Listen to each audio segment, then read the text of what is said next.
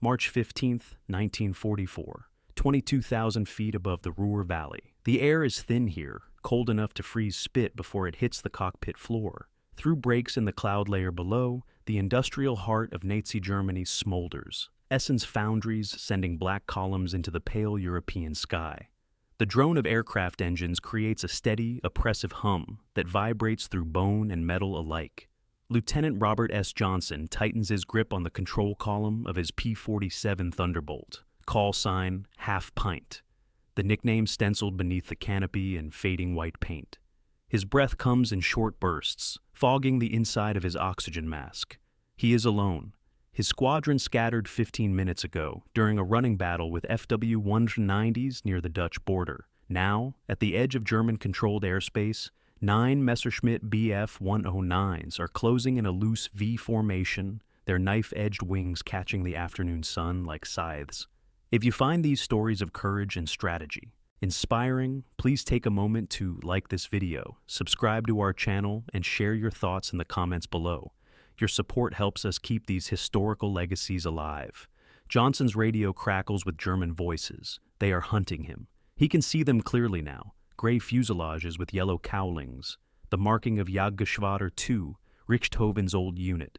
They expect this to be quick. An isolated American, probably low on fuel, damaged perhaps, certainly vulnerable.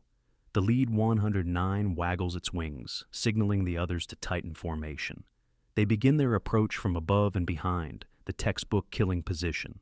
Johnson's heart hammers against his ribs. He checks his instruments. Fuel sufficient, ammunition nearly gone, engine temperature normal, and one switch he has never thrown in combat, the war emergency power boost, a lever painted red with stenciled warnings about time limits and engine damage.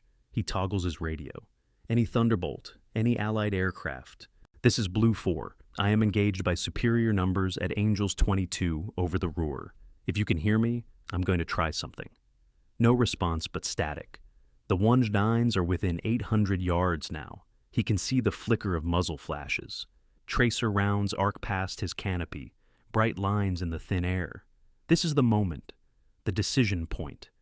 Every instinct says to dive. Use the P-47's legendary ability to escape by dropping like a stone toward the earth. But 9 fighters would follow him down, and at low altitude, the Messerschmitts would have the advantage in maneuverability. So Johnson does what no Luftwaffe pilot expects. He shoves the throttle forward past the detent, slams the war emergency power to full, and pulls back hard on the stick, pointing the nose of his 7-ton fighter straight toward the sun. To understand what happened in the sky over Germany that March afternoon, one must first understand what the P-47 Thunderbolt represented to the young men of the Luftwaffe and what it revealed about the nation they were fighting. By 1944, German fighter pilots had been at war for nearly 5 years. They had flown over Poland, France, Britain, and deep into the frozen hell of the Russian front. They were professionals, many with dozens of kills painted beneath their cockpits. They had learned to respect certain Allied aircraft, the nimble Spitfire, the rugged Hurricane, the long-legged Mustang. But the P-47 Thunderbolt, this massive, brutish machine, was something else entirely. It was excess-made metal. At 13 feet wide and weighing more than a medium bomber when fully loaded, it was the heaviest single-engine fighter in the world. German pilots called it Die Jug, the Jug, because its radial engine and bulbous fuselage looked like a milk jug with wings. They mocked it at first. In the officers' mess at airfields from France to Austria, Luftwaffe pilots would joke about the American passion for size over elegance. They build fighters the way they build hamburgers, one Oberleutnant wrote in a letter home, preserved in the Bundesarchive. Too big, too heavy, too much of everything. The Germans flew machines of Teutonic efficiency. The Bf-109 with its tight turning radius and excellent climb rate. The Fu-190 with its devastating firepower and roll rate. These were weapons of precision, designed by engineers who counted every kilogram, every liter of fuel, every millimeter of wing surface. And then, the Americans arrived with a fighter that seemed designed by men who had never heard the word constraint. 850 caliber machine guns, 8, when 4 would suffice. A 2,000 horsepower engine when 1500 was standard. fuel capacity for missions that lasted 4, 5, 6 hours. It offended German sensibilities. It was wasteful. It was undisciplined. It was American. But by the spring of 1944, the jokes had stopped, because those same pilots who mocked the Thunderbolt's bulk had watched it do things that should have been impossible. They had poured cannon fire into P-47s and seen them fly home with holes large enough to crawl through. They had dived after escaping Thunderbolts only to watch helplessly as the American fighters accelerated downward past 550 miles per hour, faster than gravity itself seemed to allow. Luftwaffe pilots began finding their aircraft damaged, not from combat, but from structural failure, wings folding, control surfaces tearing away, because they had pushed too hard trying to keep up with a diving P-47. The kill-to-loss ratio told the story in cold mathematics. By March 1944, P-47 units in the European theater were destroying 4.6 German aircraft for every Thunderbolt lost. These numbers circulated through the Luftwaffe like a creeping disease. Pilots still climbed into their cockpits every morning, still took off to defend the Reich, but now they did so with a new understanding. The enemy had resources that could not be quantified by wingspan or engine displacement. The enemy had abundance. March 15th, 22,000 feet. Johnson's Thunderbolt stands on its tail, clawing for altitude. The War Emergency Boost, a system that injects a water-methanol mixture into the supercharger, adds 400 horsepower to the Pratt & Whitney R2800 engine. The effect is immediate and dramatic. The big fighter, which should be wallowing at this altitude where air is gossamer thin, instead accelerates upward with shocking violence. Johnson is pressed into his seat. The airspeed indicator winds up. 230, 250, 280 miles per hour in a vertical climb. Below him, the lead Messerschmitt pilot, Oberleutnant Franz Stiegler, a name Johnson would never learn but whose combat report survives in German archives, experiences a moment of cognitive dissonance. He watches the American fighter, already at the edge of its performance envelope, suddenly leap skyward as if pulled by invisible cables. His radio erupts. Steigt! Wie steigt er? He's climbing. How is he climbing? Stiegler keys his own. Oh, microphone. Abort the climb. Abort! He has reserve power, split and attack from level. But two of the younger pilots, perhaps overcome by aggression or disbelief, continue their pursuit upward. They pour throttle to their Daimler-Benz engines, hauling their fighters into vertical climbs. At 24,000 feet, the first 109 begins to shudder. Its climb rate falls off. The pilot, a 21-year-old Feldwebel named Hans Müller, according to loss records, attempts to push harder. His engine, starved of oxygen and overboosted beyond tolerance, seizes. Black smoke trails from the cowling. He rolls inverted and begins the long glide toward the earth, already calculating whether he can make it to friendly territory before the engine catches fire. The second, pursuing 109, fares no better. Its pilot, more experienced, recognizes the danger sooner and breaks off, but not before his aircraft loses critical speed and falls into a stall spin at 26,000 feet. Johnson, meanwhile, continues upward. His altimeter reads 28,000 feet, 29,000, 30,000. The sky darkens to deep purple. The curvature of the earth becomes visible at the horizon. His engine temperature gauge creeps into the red zone. The war emergency power is meant to be used in 5-minute bursts at most, but he holds the boost engaged. At 31,000 feet, he levels off and looks down. The remaining 7 Messerschmitts are 5,000 feet below him, circling like frustrated wolves beneath a tree. From this altitude, they look like toys. Johnson has achieved what should have been impossible. A single-engine fighter weighing 4 tons has outclimbed purpose-built interceptors and now holds the dominant position. He toggles his radio again, his voice steady despite the shaking in his hands. Any Thunderbolt, Blue 4 here, still alive? They couldn't follow me up. What the German pilots experienced in the moment was not merely tactical defeat. It was philosophical crisis, from their earliest days in the Hitler Youth through there. Training in the Luftwaffe, they had been taught a doctrine of efficiency and sacrifice. German engineering, they were told, represented the pinnacle of technical achievement, machines designed with mathematical purity, unburdened by waste or excess. The Messerschmitt was light, fast, deadly. It could be built quickly and in large numbers. This was necessity, certainly, as Germany's resources dwindled under Allied bombing, but it was also ideology. The Luftwaffe pilot was expected to be a warrior ascetic, achieving more with less, transforming scarcity into victory through skill and will. And then they encountered American machinery, and through it, American philosophy. The P-47 was not just a weapon, it was a statement. It said, "We have so much that we can afford to make our fighters heavy, to armor them thoroughly, to give them fuel for 6-hour missions, to equip them with emergency systems and backup systems and systems to support the backup systems. We can afford to send a pilot into combat inside a machine that weighs as much as your light bomber. We can afford to design a supercharger so complex it requires its own cooling system. We can afford to waste 400 horsepower on a boost system that might damage the engine because we have more engines." The abundance was strategic, but it was also psychological warfare. Every P-47 that flew over Germany was a flying rebuke to the doctrine of scarcity, a thundering demonstration that the other side could afford to be profligate.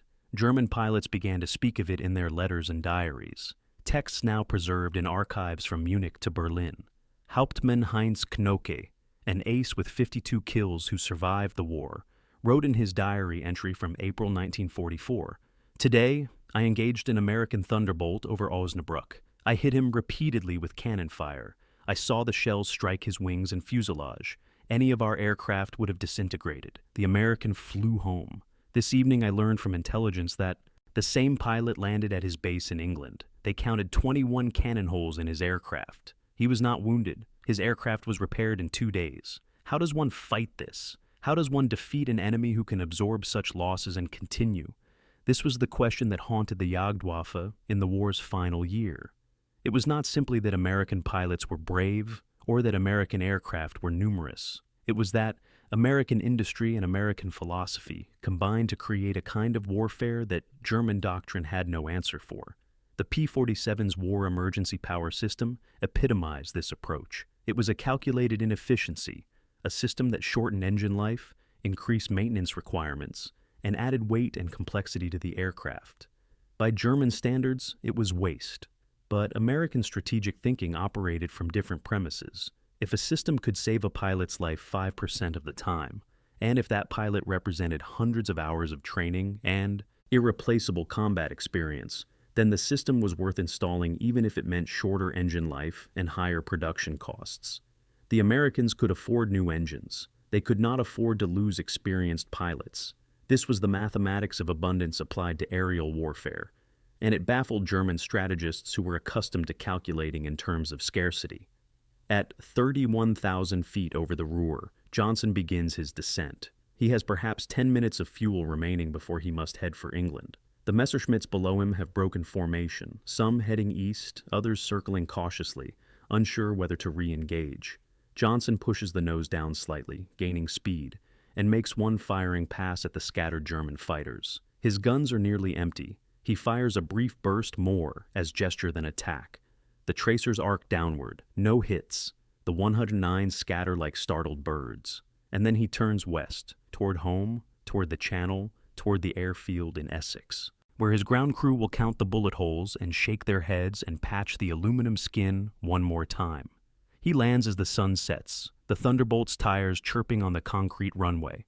The crew chief, a sergeant from Oklahoma named Bud Walters, climbs onto the wing as Johnson shuts down the engine. The R-2800 ticks and pings as it cools, metal contracting, the smell of hot oil and scorched metal heavy in the evening air. Walters peers into the engine compartment, then looks at Johnson. "Lieutenant, you ran war emergency for how long?" "Maybe 8-10 minutes. Walters winces. "Sir, the manual says 5 minutes maximum. You probably took a year off this engine's life." Johnson, still shaking slightly from adrenaline, grins. "Chief, I just took 9 years off mine. I figure we're even." He climbs down, legs unsteady, and files his combat report. In the debriefing room, an intelligence officer listens to his account and makes notes. 9 enemy aircraft, you said, and you climbed away from them at 22,000 feet? There is skepticism in his voice. "Yes, sir. Used the boost, went straight up. They couldn't follow. The intelligence officer writes this down, but Johnson can see he doesn't quite believe it. That's all right. The gun camera footage will tell the story. And 3 days later, when Ultra Intercepts decode a German radio transmission from Jagdgeschwader 2, warning all units about new American high-altitude capability in the P-47, Johnson's account will be vindicated. The Germans had learned something that day. They had learned that their assumptions about the limits of American engineering were obsolete, and more than that, they had learned something darker and more despairing, that the enemy they faced operated from reserves, of power, of material, of innovation that seemed bottomless. But there is a deeper layer to this story, one that transcends tactical details and kill ratios. It is the layer of symbolism, the way material objects come, to represent larger truths. For the American pilots who flew the P-47, there was one piece of equipment that embodied this better than any other: the emergency boost lever itself. Painted bright red, stenciled with warnings, it sat on the throttle quadrant like a promise and a temptation. "Use me," it said, "and I will save your life. But use me too long, and I will destroy this engine." It was a lever that represented choice, the choice to prioritize the pilot's survival over the machine's longevity. German fighters had no equivalent. Their throttles had one position: maximum continuous power. Their pilots were expected to extract victory through skill and daring, not through a reserve system that could be activated in desperation. The red lever became a talisman among Thunderbolt pilots. They touched it before missions, a ritual. They joked about it in the ready room. In case of emergency, push red lever, break glass. But the jokes contained real reverence. The lever was proof that someone, somewhere in the American industrial machine, had thought about them specifically, about the moment when a pilot would be outnumbered, outpositioned, desperate. Someone had designed a system for that moment. Someone had built it into the aircraft. Someone had tested it and written the manual and trained the crew chiefs. The red lever was a message from home, from the factories and design bureaus, from the engineers at Republic Aviation in Farmingdale, New York. It said, "We are thinking about you. We have prepared for your worst day. You are not expendable." German pilots, by contrast, learned to think of themselves as expendable. This was not melodrama. It was policy. By 1944, Luftwaffe training had been cut from 240 hours to 160, then to 110. New pilots arrived at the front with barely enough flight time to take off and land safely. They were thrown into combat against veteran Allied pilots flying superior aircraft. The arithmetic was brutal. The Luftwaffe lost 2,127 pilots in the first 6 months of 1944 alone. The young men who climbed into their Messerschmitts knew they were statistically doomed. Their aircraft had no red levers, no emergency reserves. When their engines reached maximum power, that was all there was. The ideology of sacrifice had become literal. Some of them understood what this meant. In letters and diaries, a few of the more reflective German pilots wrote about the contrasts they observed. Feldwebel Wilhelm Jonen, a night fighter pilot who survived the war, recorded a conversation with a captured American P-47 pilot in early 1944. The American, shot down over France, was being held temporarily at Jonen's airfield before transfer to a POW camp. Jonen, who spoke some English, asked about the Thunderbolt. The American pilot described the war emergency boost. Jonen, incredulous, asked how many times a pilot could use it. "As many times as I need to," the American replied. "They'll replace the engine if they have to. Hell, they'll replace the whole airplane. I'm the one that's hard to replace." Jonen wrote that night, "He said this without arrogance, simply as fact. Their aircraft are tools meant to bring the pilot home. Our aircraft are weapons, and we are their operators. We are part of the machine. They are not. I wonder if this is why we are losing." March 15, 1944, was not a decisive battle. It changed no strategic calculations, altered no timetables. 9 German fighters failed to shoot down 1 American. The war continued.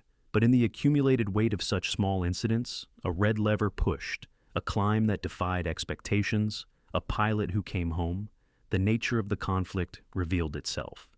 This was a war between philosophies as much as nations. On one side, an ideology that glorified scarcity, that made virtue of deprivation, that asked its young men to achieve the impossible with inadequate tools and called this heroism. On the other side, a nation that approached war the way it approached everything else, with excess, with abundance, with a belief that problems could be solved by applying overwhelming resources. The P-47 Thunderbolt, with its 7-ton bulk and its red emergency lever, was the embodiment of that American philosophy. It was not elegant, it was not efficient by German standards, but it worked. It brought its pilots home. It carried them through flak and fighters, through the long missions deep into Germany, through the desperate moments when skill and courage were not enough, and only brute mechanical power made the difference.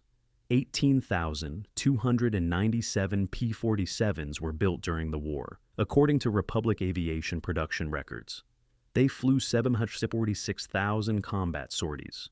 They destroyed 11,174 enemy aircraft, more than half of them in air-to-air combat, and they brought most of their pilots home. After the war, Lieutenant Robert Johnson returned to Oklahoma. He had flown 91 combat missions, survived 27 kills, and never lost a wingman. He became a flight instructor, married, raised children, and lived until 1998. In interviews late in life, he was often asked about March 15, 1944, about the day he outclimbed 9 Messerschmitts. He would describe the technical details, the use of war emergency power, the climb to 31,000 feet. But then usually he would pause and say something that went beyond tactics. That red lever, he said in a 1995 interview, represented something I didn't fully understand at the time. It was somebody back home saying, "Come back alive." The Germans built beautiful airplanes, elegant airplanes, but we built airplanes that wanted us to survive. That's the difference. That's why we won. He was right, but the truth was even larger than he knew. The War Emergency Boost System cost the United States approximately $18 million in additional research, development, and production expenses. A fortune in 1940s dollars. It shortened engine life by an estimated 200 hours. It required additional training, additional maintenance, additional logistical support. By any measure of efficiency, it was wasteful, but it saved approximately 320 lives, according to post-war analysis by the Army Air Forces. Pilots who would have died in combat used the boost to escape, to climb away, to reach home. And each of those pilots represented not just a human life, but hundreds of hours of training, irreplaceable combat experience, and operational effectiveness. The mathematics of abundance are not the mathematics of efficiency. They are the mathematics of values, a calculus that weighs what is precious against what is merely expensive. The Germans calculated in metal and fuel and production hours. The Americans calculated in lives. And that difference, as much as radar or the atomic bomb or any other technical innovation, determined the war's outcome. Epilogue.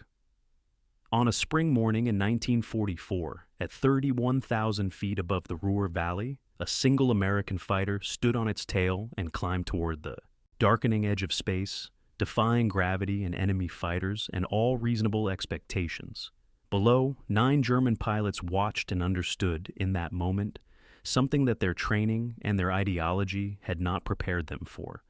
That the enemy possessed not just more machines, but a different relationship to machinery. That the Americans built their weapons around their men, rather than fitting their men into their weapons.